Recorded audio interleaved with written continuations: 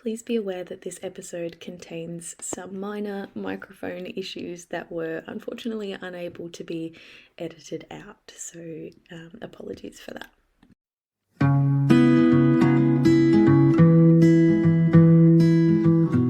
Okay, welcome back to another episode of Us Anxious Folk. I am here with a lovely lady who I've actually known for a long time via Instagram, but this is our first video meeting. I'm here with Ashley from California. Hello, Ashley. Hi. Hi. It was really funny. I actually knew you on Instagram for years, and then I remember I spoke to you through another outlet, and I didn't connect that it was the same person. Yeah. Yeah. I remember I told you, hey, this is Journey Through Yeah, Fear. I'm like, oh my God. Yeah. So Ashley has such a great Instagram account. It is called Journey Through Fear, as she just said, and we'll link it in the show notes. But I've been following you for years, and I've constantly drawn inspiration from your posts and your insights, and I was just going through it just before, and it's amazing to follow your journey over the years and see how much you've grown and how many things you've done that you didn't think you were going to be able to do. It's really cool. It's mind-blowing when I look back on my journey and just to think about everything I've gone through and where I'm at now. And there were so many times where I never thought that I'd get to this level of functioning Yeah. because of how bad it was. Hmm. So I'm just really grateful. And I've been really bad at my Instagram lately. I've been not updating it. Life, when you're not focusing on anxiety and not experiencing anxiety anymore, it's hard for me to go back onto my anxiety Instagram Yes. because I'm just not thinking about it as much. Hmm. But as I start my professional life and everything, I would like to build it back up again. Yeah. Yeah. I feel you on that. I sometimes feel like I'm having trouble revisiting that stage of my life, but it's also so nice to have it as a reference point. Yeah. Oh, definitely. Yeah. So tell me, let's go to the start. Tell me your anxiety story. Okay. I literally before we started, I wrote a timeline just so I could wrap my head around it because I'm 32 this year Mhm. and it started when I was a kid. I had separation anxiety. Going to school was really hard for me. I didn't want to leave my parents. I would cry on the first day of school, all the way up till fourth grade. I definitely had a low level of anxiety growing up. Hmm. Um, and then I lived in a household that was really chaotic, and I had an abusive parent, and that skyrocketed my anxiety. Mhm. Um, and that really happened in high school. And then pair it with my first love and my first breakup, and it was all bad. Yeah. Um, but when agoraphobia really and panic disorder really set in was actually the first time I moved away from home when I was 19. So that was 2019. And I was going down the freeway.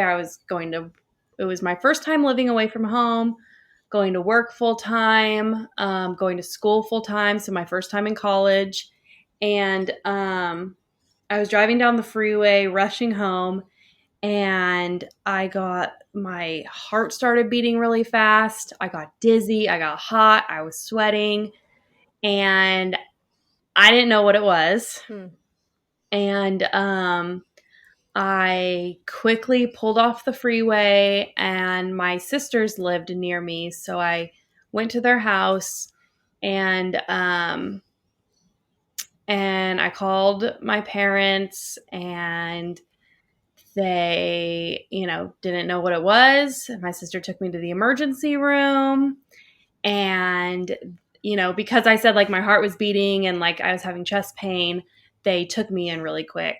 And they did mention, I think they mentioned stress, but not anxiety Yeah. while I was at the emergency room. So that was kind of like instantly the next day, I didn't want to drive. It was so weird. It was like agoraphobia set in immediately. Mm. I didn't want to do anything by myself. I was afraid I was going to this was going to happen again. I was going to drop dead. No one's going to be there to help me. Yeah. And that's when avoidance started. My sister started taking me to work, driving me. I had tried a couple times, but I'd literally pull over and get stuck and have her come pick me up. Mm-hmm. And it was really awful. So I quit my job. I finished up school and moved back home immediately. And, I didn't go to therapy. Like, I never figured out what this was. Mm-hmm. I feel like I had an idea that it was anxiety, but I never figured out, I didn't know agoraphobia or panic disorder. And I just kind of went back home and went back to my old life and like slowly started to get better. Mm-hmm. And then the next year, like I was, functioning pretty well, but not like doing a bunch of stuff by myself or traveling far or anything like that. The next year, I moved away with my boyfriend, and that went well. And then a few months later, we actually ended up moving across the country. And I was like really nervous for that. It was an 8-hour flight by myself. But I did it, and I volunteered while I was there, and I started school, and everything was going really well. Mm-hmm. And then it was like the end of 2011, and I got really depressed because I was across the country from my family and friends, and my boyfriend was working all the time. And I started having anxiety attacks at school. Yeah. And then it got to the stage where I couldn't leave our apartment. And so that started in like November 2011. Mm-hmm. And so my husband and I flew back to California or he was my boyfriend then. We flew back to California for Christmas, and I decided that I couldn't go back. I cried that entire flight. Yeah. In a layover, I almost didn't get back on the flight. And that was the first time I went to IOP, intensive outpatient program. Have you been to one of those? I haven't, no. Okay. Do you know what that is? I mean, is it sort of a more intense therapy than like just going to a regular therapist? I guess it pretty makes sense. Intensive outpatient program. Yeah, it's a specialized program, usually for like your specific mental health needs, in a group and individual format, and it's usually like 3 to 4 times a week for like 3 hours at a time. So it's the step before inpatient, right? Correct. Okay. And so I went to that, and I got on Lexapro, and literally within a month, I was back to fully functioning again. I really credit the Lexapro for that, just because the IOP was like very general. But I think also just having a schedule again, taking myself to the IOP, so having to do that exposure of driving, I think that really helped. Would you say being in the group kind of contributed as well? Yeah.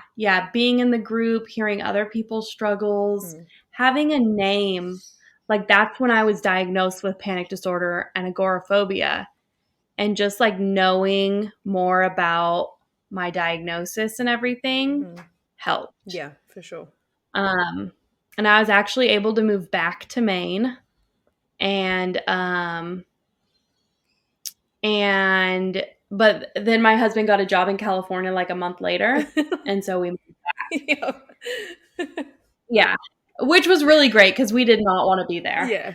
Um, but so we moved back, like, so agoraphobia really started in 2019, and then I got better, and then it came back again, and then I got better, and then it was 2012 I moved back to California, and I was doing really well, went to school, went to work. And then in 2014, I got married. I went to Mexico. Um, and I was doing really well. There were still things that that I still avoided and didn't like, but it was functional. Yeah. Um, and it wasn't until 2015, I tried to wean off my Lexapro. And I took a couple months, and it was like a week after my last dose, I just full force agoraphobia Hmm. once again. Mm-hmm. It's just so crazy. I don't know if you've experienced that, like experienced it this way, but it went from like panic to agoraphobia overnight. It was almost like they went hand in hand. Yeah. Yeah. Did you feel that way with yours? Yeah. It was like my world just, it was gradually getting smaller, but then one day it just like, it was, I couldn't leave. Yeah. Yeah. It's crazy how quick it comes on. Mm. Yeah. And I immediately got back on Lexapro, but it wasn't helping the same. Mm. So I decided to take this really big step, quitting my job and going to a residential treatment center. And these places are really expensive, and I thought that it was going to be like my healing, like this was going to fix everything. Yeah.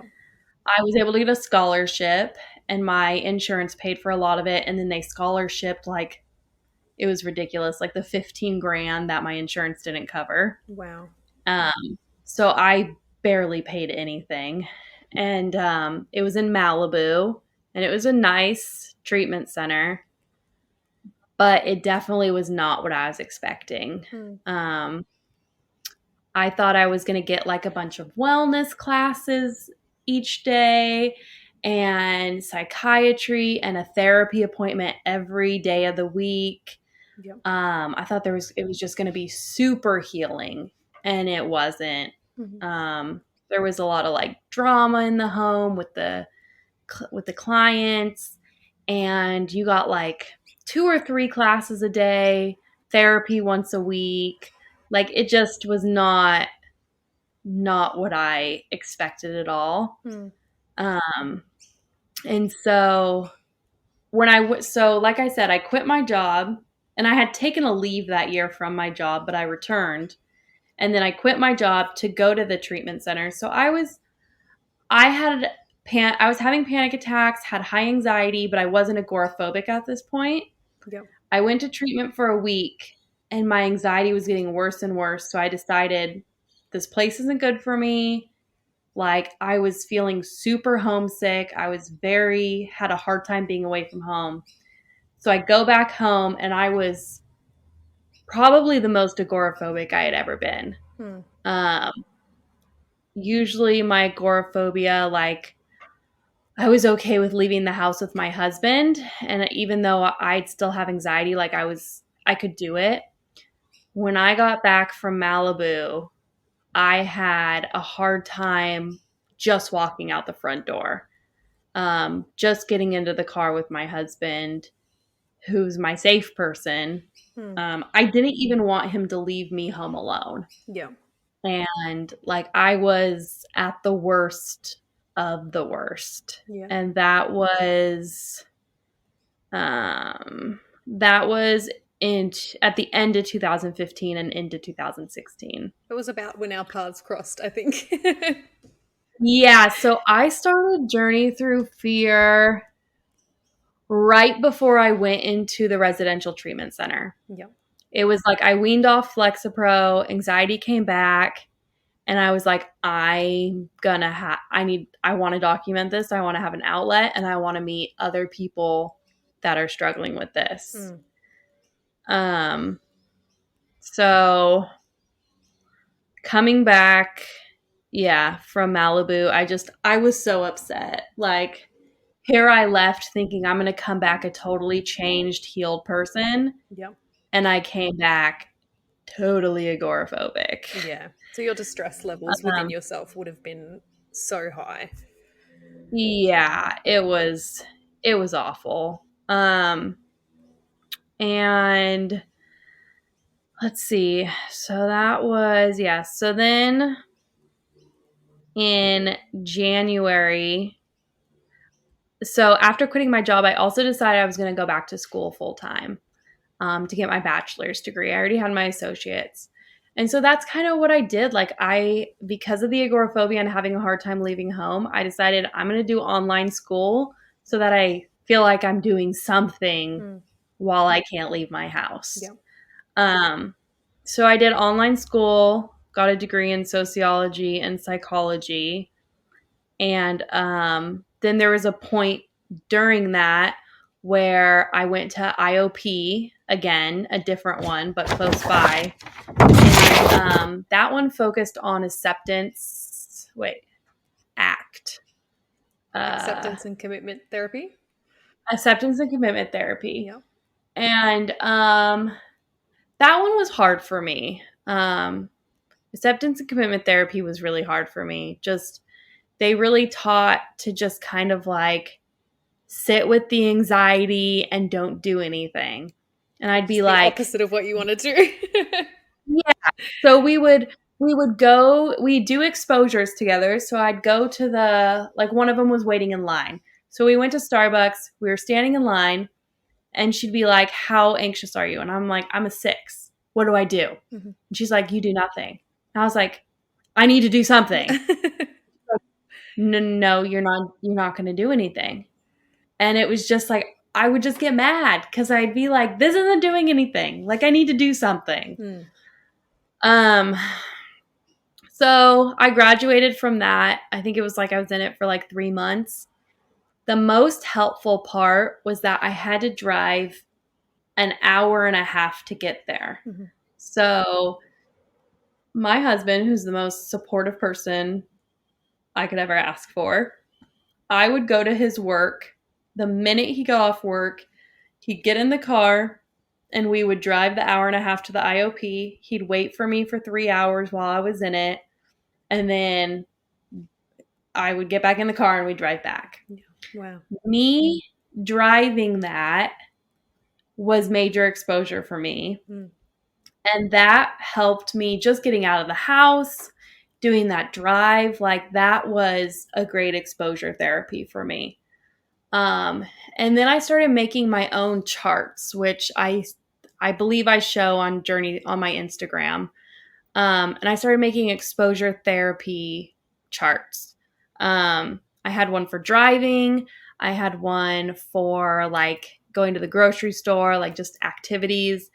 And then I had one for my blood sugar because I was obsessed with checking my blood sugar because I was always in fear that it was low and I was going to pass out. Mm-hmm. I passed out when I was a kid, and they told me that it was because I hadn't eaten that day and my blood sugar was low. And then my mom and aunt were like, "Oh yeah, we have low blood sugar. We have to like make sure we eat every couple hours." Yeah. And then I became obsessed with it. Yeah. So that planted that Um, seed in your head. yes. And when I was going through my anxiety journey, the doctor told me, "Well, you should get a glucose monitor so that you can see if you're having an anxiety attack or if your blood sugar's low." Mm-hmm. And so I did that. And that started my obsession with checking my blood sugar. Mm-hmm. And I'd say, and it has been low. Like, I've seen it low several times, but I would say 90 to 95% of the time, it's normal and I'm anxious. Mm-hmm. And that's why I'm feeling like shit. Mm. So, so I had a exposure for my blood sugar. When I was at my worst after Malibu, after the treatment center, it was about 2 weeks, I would check my blood sugar every 30 minutes to an hour. Yeah. So like I have a photo on my journey through fear where I check it on my palm, and my palm was just swollen and had marks all over it because of how much I would check it. So I had a chart that was like a calendar, and I would circle the days in a row that I didn't check it. And if I got like 2 days in a row, I'd get a reward. And then 5 days in a row, a reward. And then I would like build upon that. And it worked. Mm-hmm. Like it worked really well. And the exposure therapy charts worked super well. And I think it was when I got back from Malibu, they switched my Lexapro to Trintellix. And I stayed on that for a year, but it didn't help. So I went back on Lexapro. It was probably like 2017 I went back on Lexapro. And with that combined with the exposure therapy, like I just really started getting better again. So I had weaned off. I had my big pitfall when I weaned off of Lexapro in 2015. And I would say it wasn't until a year later that I was actually starting to improve again. Yeah. And like I remember in June of 2017, we went on a trip to San Diego, which is like 8 hours from where I live. And it was so bad. We did the drive down there. I think I took Ativan to make the drive, like to be able to sit passenger. And then I didn't want to leave our Airbnb. Just the thought of leaving, that was like now my safe spot in San Diego. And I didn't want to leave that house. And when I did, my anxiety was just, I was shaking. My anxiety was just at an 8+. The only day we actually got to do anything was the day I took Ativan and I was like able to relax. Yeah. And then, I can't even explain how many birthday parties I missed, how many holidays I skipped, how many trips I missed out on. My husband works, he works a lot and he's on call. And so, if he wasn't there to take me, then I just wouldn't go. And that was really hard. I remember one time he worked all night long. He worked a night shift and he got home at like 10 a.m. and I had a baby shower to go to. But mornings were really hard for me. My anxiety was worse in the mornings. Yeah, and so he drove. Yeah. So he drove me to the baby shower after working all night and slept in the car while I attended the baby shower for 2 hours. Wow. And I remember like a couple of my friends were like, "How's Robbie?" And I was like, "Oh." And like I was kind of like, I felt so weird, but I didn't want to lie. And I was like, "He's good. He's in the car sleeping." And we're only 10 minutes from home. Yeah. So, but I was so scared and anxious that he couldn't drop me off and leave. Yeah. 10 minutes away and I couldn't handle that.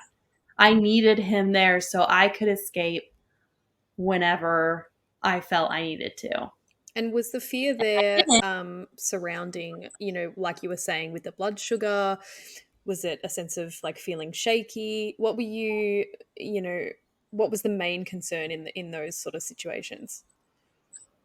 In the situation of the baby shower? Yeah. Yeah. My biggest fear was passing out. Like that was So like if you have low blood sugar, you could pass out. Mm. So that's why I was so obsessed with that. In the mornings, I felt like my anxiety was just always higher in the mornings. And then I felt like because I had only had one meal for the day, I felt like my blood sugar could be go down easier. Yeah. You make up things in your mind. Yes. Yeah. And so sometimes, like if I had to leave at 10 a.m., let's say, I would have breakfast and lunch together. Like I'd literally eat my breakfast and then maybe 15 minutes later I'd have a sandwich just so my mind was reassured that I had 2 meals in me Yeah. and my blood sugar would be fine. Mm. And because normally I didn't like to leave until after lunch. But if I was forced to, that's how I would kind of manipulate myself to get around it. Yeah. It's having Um, to spin a whole lot of plates in the air at once, isn't it? Like there's so many yeah. things that you have to do in order to be able to do this one small thing, and it's exhausting. Yep. Oh, it is so exhausting. And all I was focused on was avoiding and making myself feel better. Um, I just felt so sick all the time. I was constantly, I think the line I used to always use that my husband got like really sick of hearing was me saying, I don't feel good. Mm. I said Same. that really? Yeah, I said that all the time. Mm. I Yeah. don't feel good. Because you don't feel good. There's no part of you No, that feels good. no, Yeah. no. Um, but getting back on Lexapro and doing my exposure therapy, the Dare book by Barry McDonough, Hmm. or is that how you say it? I McDonough? think so. I'm not too sure. That book, along with Claire Weeks' Hope and Help for Your Nerves, Hmm. game changers. Yeah. Using the Dare process to get through anxiety, game changer. I still use it today. Hmm. Um, I highly recommend that to anyone who has anxiety. And usually when I have anxiety, I just jump right to asking for more. Hmm. Like I just give me all these give me, if I'll be, let's see, I was in the store the other week. I felt really hot. Um and I felt like my legs felt weak. And I just was like, give me more. I don't even care. Make my legs shake, make me hot, make me sweaty. I'm not leaving. Like, I know this is anxiety and it's trying to trick me. Mm. And then I use the engage to just continue shopping. So I find that like asking for more and then getting mad at it really helps me. Yeah. Um, after like in it was like summer of 2018 when I was 28. I took my first flight since having anxiety bad. And I was very proud of myself. I was very excited. And that was like just from there, I just went up and up and up. Yeah. Um, I had been putting off oral surgery for my wisdom teeth for like 10 years. And I finally got that done. Hmm. We went on several overnight trips. We redid our San Diego trip and it went amazing. We just did so much traveling, and in 2020 with COVID, we just did tons of local traveling, hiking. I did so much hiking, and exercising was really a big trigger for me because you get hot, you get sweaty, you don't feel good, For sure. your heart rate increases. Yeah. And slowly getting into exercise really helped me too. And then moving my exercise, I always do it in the nighttime because I was afraid my blood sugar would drop if I did it in the morning. And so I did it at night. And then once I got comfortable doing it at night, I switched it to my morning routine. And my confidence just really increased with that. Um, And then just recently, so, and then, oh, and so when I got back into the working world, because I was, I did school for 2 years, did not go to work. Um, and then I was like, okay, I'm going to get like a small job part time. And I found a job like literally 3 minutes from my house at a daycare and daycare preschool. And it was like 3 days a week for like 4 or 5 hours. Mhm. And that was the perfect start to exposing me. Like, that was my exposure therapy for getting back to work. Mm. And I did that for like 9 months. And then my profession is social work.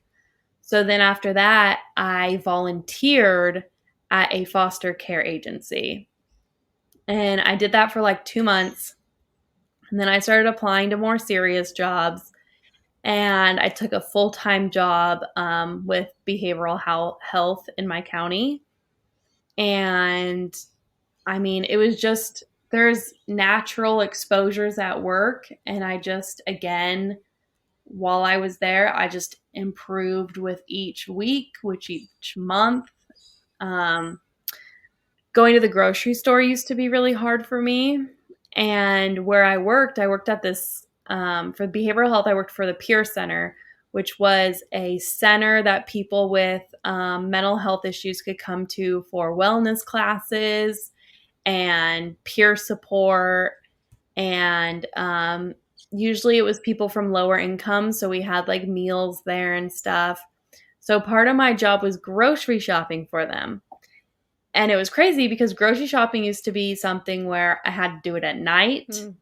Mm. It started with my husband being in the car with me. It started with me only buying 2 items, as my first steps of exposure. So it was crazy because I'd have to go in before work in the mornings. So I'd go at like 8 a.m. And that was amazing for me because I had already climbed my exposure ladder of grocery store shopping Mm. and I was in a good place. And then I go there and now I need to go, every 3 days in the morning. And that was another exposure. And I did great. Um, It's so good. yeah. So I was there for about a year. And then I decided I'm going to go back and do my master's program. Mhm. And I'd always wanted to, but I was extremely nervous for the internships. Yeah. You have 2 6-month internships. And to me, this was more serious than getting a job because I'm paying for it and my professional reputation is on the line. Yeah. So I had put it off because I did not feel confident in the internships. Um, I just graduated with my master's in December and I did not have a single panic attack.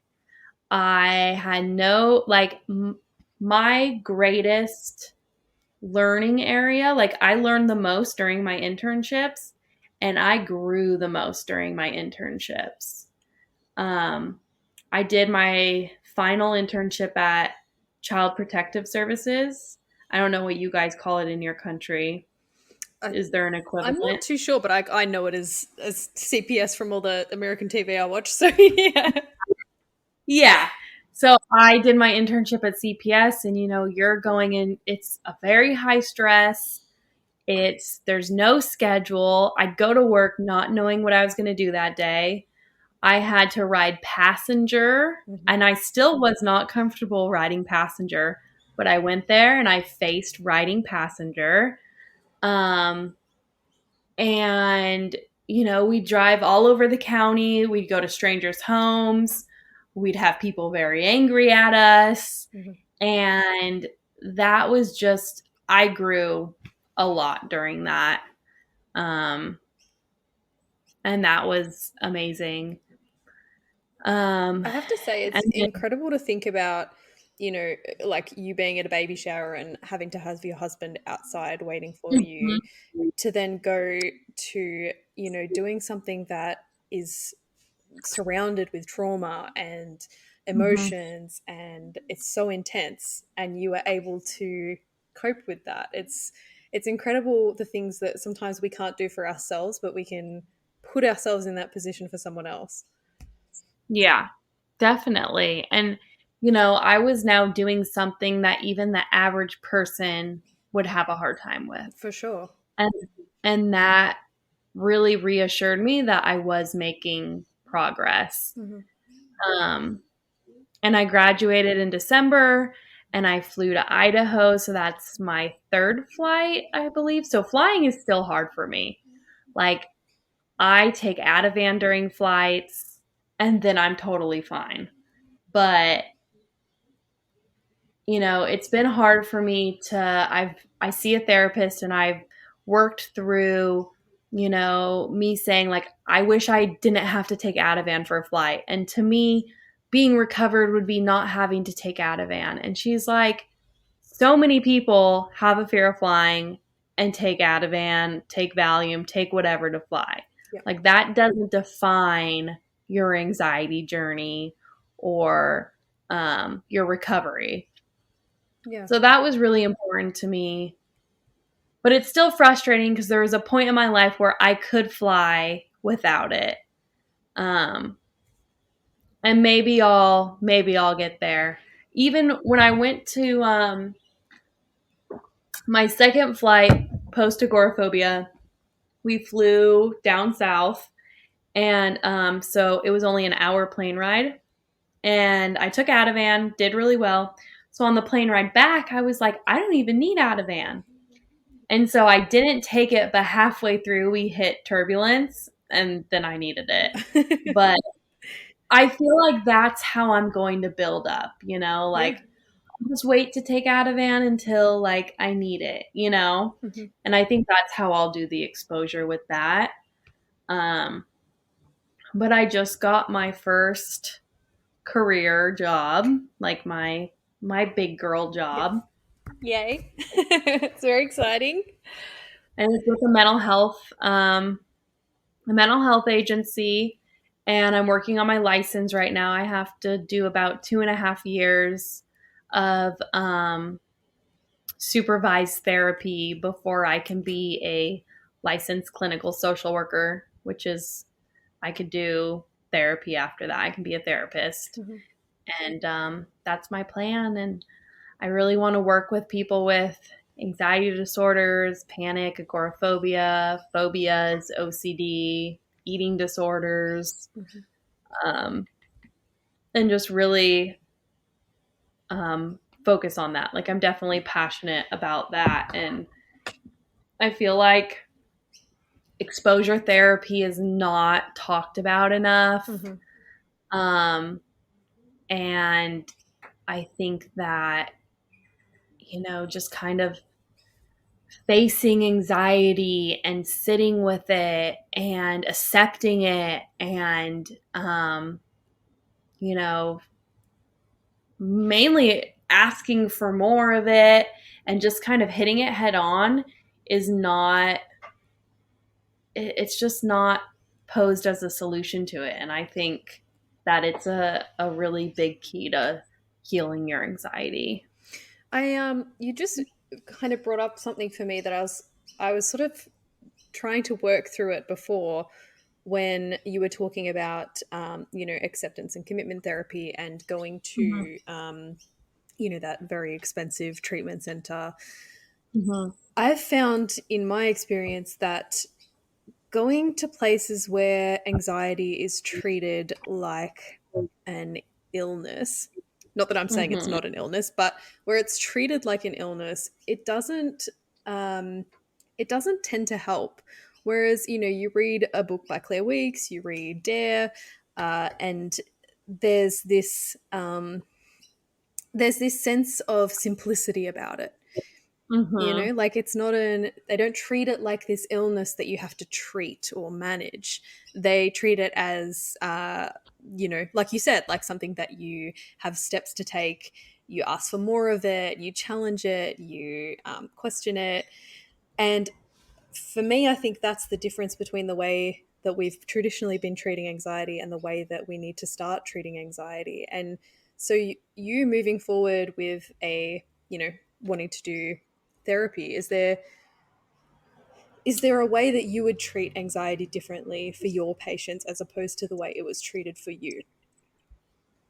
Oh, yeah. I mean, first of all, on my journey to recovery through the medical system, a lot of it was first, it was not diagnosed. Like there was, oh, it was stress, like the word anxiety and panic wasn't used and it was missed for a long time as to what was going on. Mm-hmm.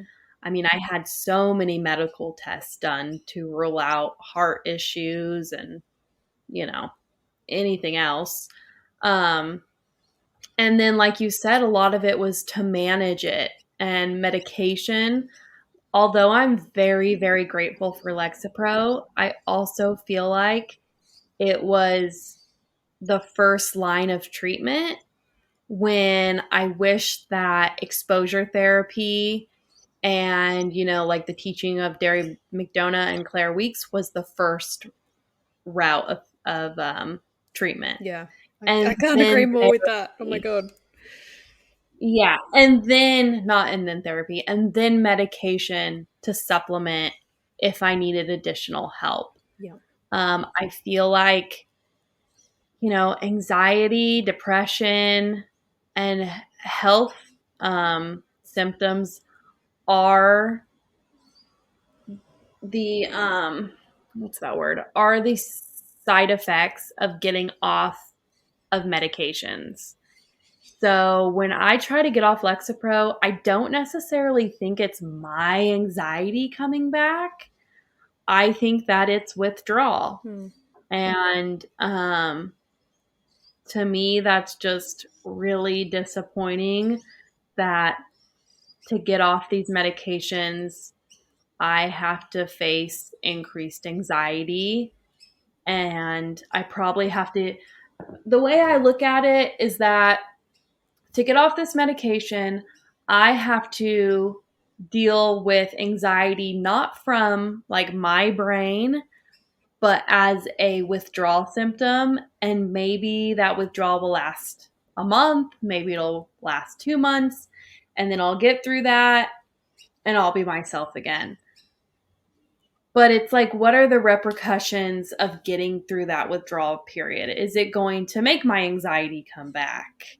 Hmm. Um, is it going to make my depression come back? Is it going to cause me to be depressed and anxious? Hmm. So I just wish that I could have gotten therapy, the right therapy first, and then went through the route of medication. Yeah. It's very often the first thing handed out, and I feel the same way about it. As much as I support people on medication, like myself on medication, it's still frustrating that it's, you go there and you say I'm feeling a bit like this and they're like, here's a pill. Yeah. Yeah. Yeah. And I mean, definitely I think exposure therapy and then like the dare steps will be really huge in how I address anxiety with clients. Hmm. Yeah. Yeah. I love that. There's quite a few guests on the podcast so far that have expressed an interest in doing some kind of, therapy work or psychology, because they feel failed by the system and they want to be able to share what they've learned and what's helped them heal. So I think you'll be a Yeah, wonderful, wonderful therapist. you. Yeah, it's so crazy to even be like, so like my position right now is I'm a mental health therapist for kids and I work in the schools and I'm just starting. So I haven't actually like, I'm in training right now. Mm. But it's crazy to think that I'm at that step where I'm actually implementing therapy now. Yeah. And that, my journey and then schooling, like it took a long time to recover and to get through school, but it also feels like it was just the blink of an eye. Mm. And here I am. Yeah. Yeah. I wanted to talk about, you brought up before the exercise and the hiking. I think Mhm. that's something you and I share, is this love of adventure and Yeah. nature, and how healing that is. And I noticed a change in you when um, when the pandemic happened and you were getting out Mm, for, mm, all these beautiful walks around you. And I think there was this piece about you that prior to that, um, just hadn't quite been able to get through.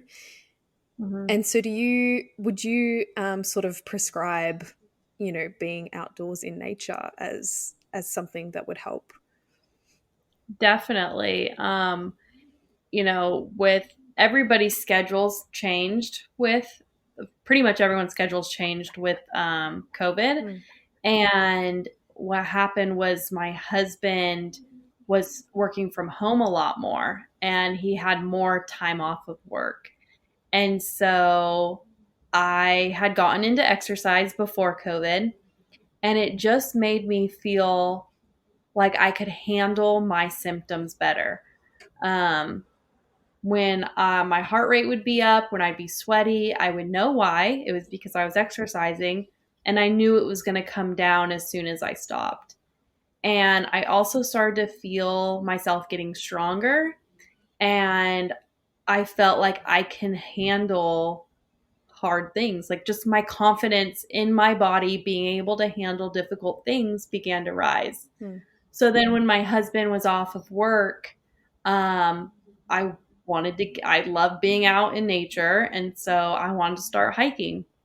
And so we started taking hikes and combining exercise with being outside in the nature and then also being like a little secluded while being on a hike. You can't just run back to your car really quick, Yeah. usually.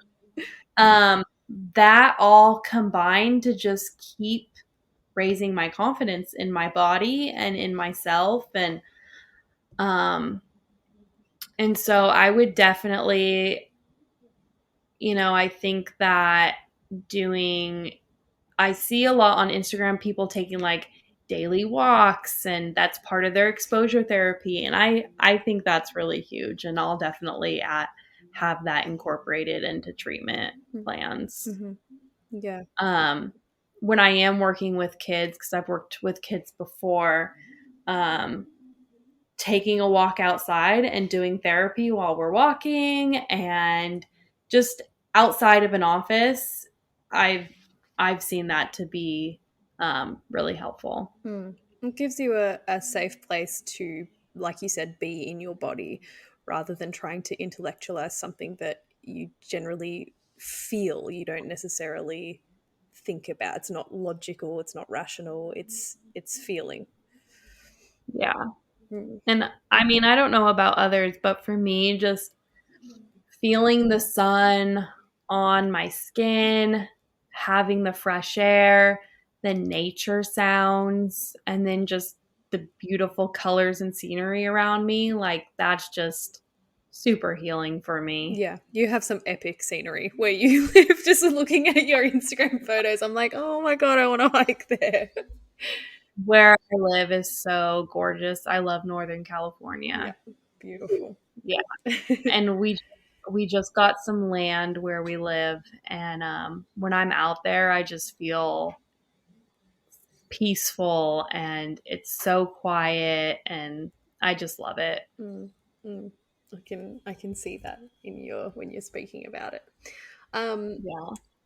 the question that I ask everyone: what would you say to someone or yourself going through the hardest time? What Oh would be your gosh. advice?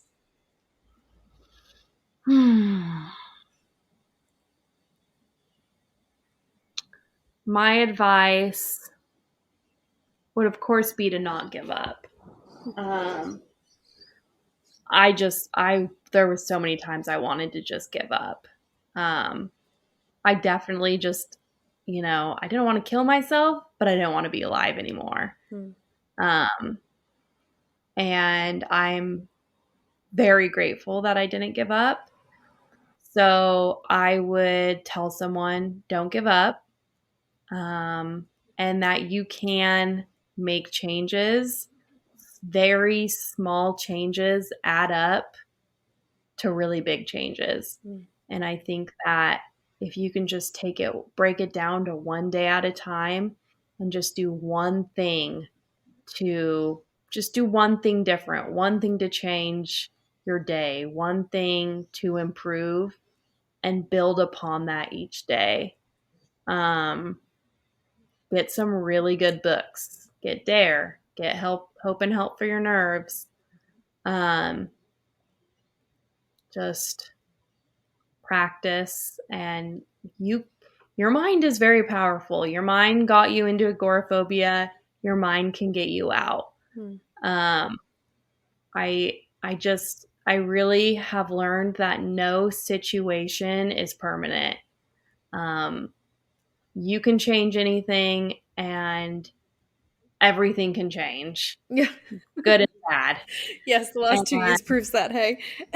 yeah, so there's just been so many times where I've been, especially I feel like depression really makes you feel that way. Like you just feel like it's never going to end. You're never going to feel better.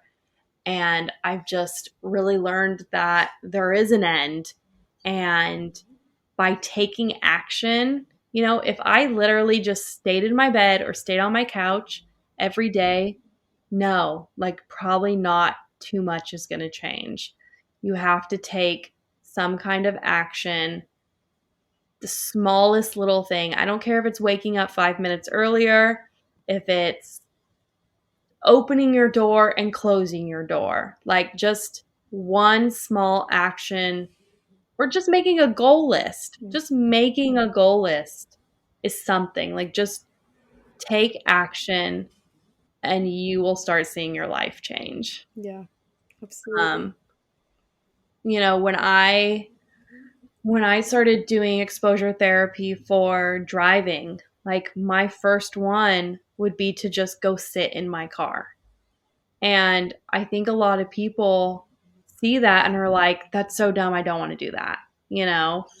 And I don't feel like doing that or whatever. But that was like, that's how small you have to break it down to. Even if you just take your keys in your hand, walk out the front door, and walk back in, like that's a step towards driving. Mm.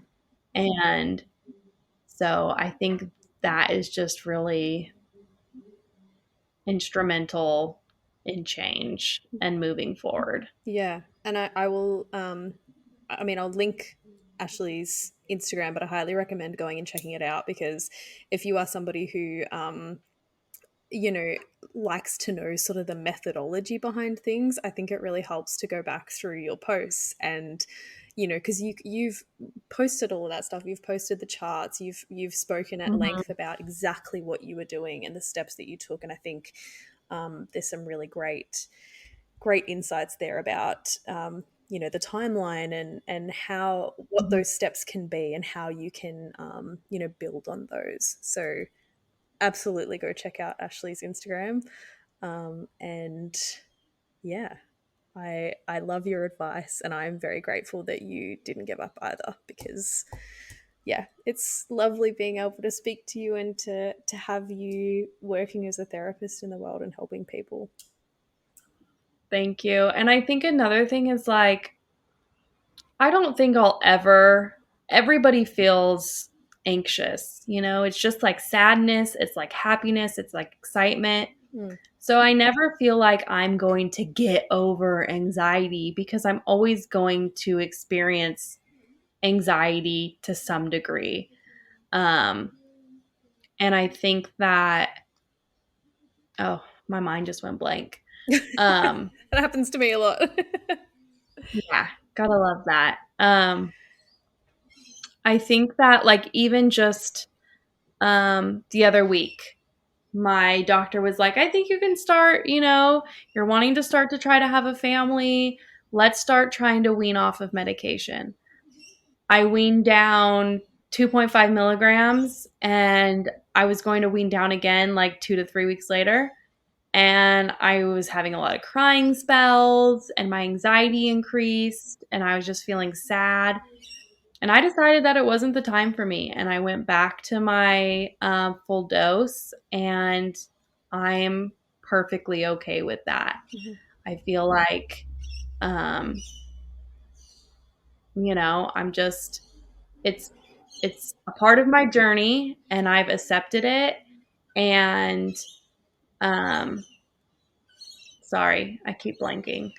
And I just feel like it's okay to have setbacks. And I'm sure that I have many setbacks coming, but I'm confident that I know how to handle it and how to move forward. Yeah. Well, I setbacks is life, right? It's the part of the yeah, process. yeah. I mean, I know we're running out of time, but I do want to say too, like, a couple weeks ago I had a medical issue, and health anxiety really came up for me. And I could feel myself slipping back in. I was off of work because I was in between graduation and a job.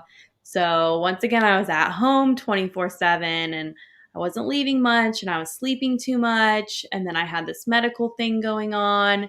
And I was I wanted to go run some errands, and I multiple times I felt myself being like, I don't want to be away that far from home. Mm. And what if I panic in the store? What if? And I was telling my husband this on the phone, and then I immediately realized I know exactly what I need to do. I need to get dressed and go do that. I need to go leave. Yes. I need to get out of the house. I need to go to that store.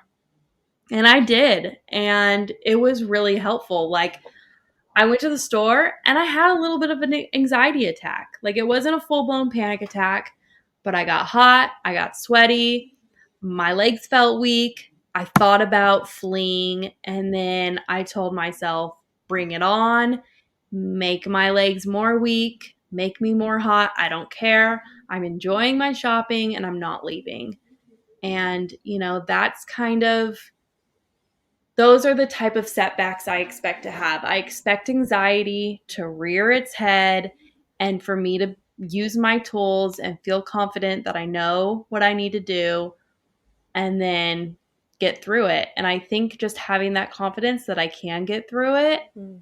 is, you know, is really helpful for setbacks. Yeah. And that was a couple weeks ago, like 3 weeks ago.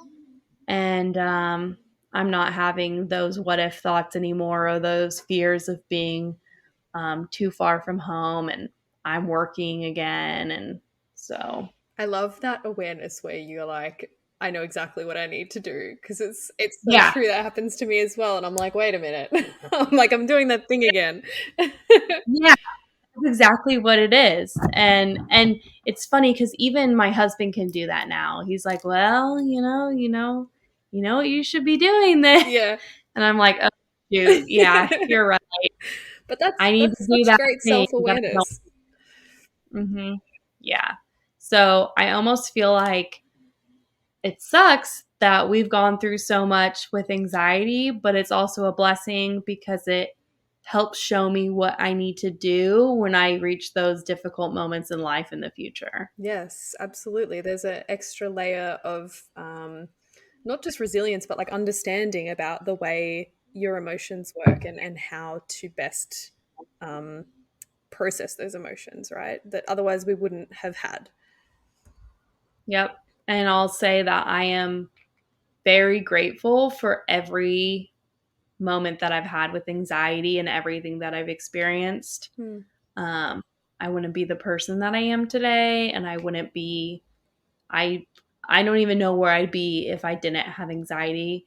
But I'm happy where I'm at, and I think that it's going to play a big part in my profession and helping other people. So I'm grateful for it. Yeah, me too. Good. I'm Yeah. glad. Well, thank you so much for being on the show. Um, Thank you. I'm also going to link the books you mentioned just in case anyone listening hasn't heard of them, because they are wonderful. And Yeah. if you want to find Ashley, she is at Journey Through Fear on Instagram, which will be linked. But yeah, thank you so much for being so open and honest. Thank you, Lauren. I really appreciate it. And thanks for opening this community and making this podcast so that people can share their journeys and learn from each other. It's really awesome. Pleasure. Thank you. Thank you for listening to the Us Anxious Folk podcast, the podcast for the chronically overwhelmed, perpetually panicked, anxious folk in all of us. If you would like to find more about me, you can find me on YouTube at Lauren Rose or on Instagram at Lauren R_Rose.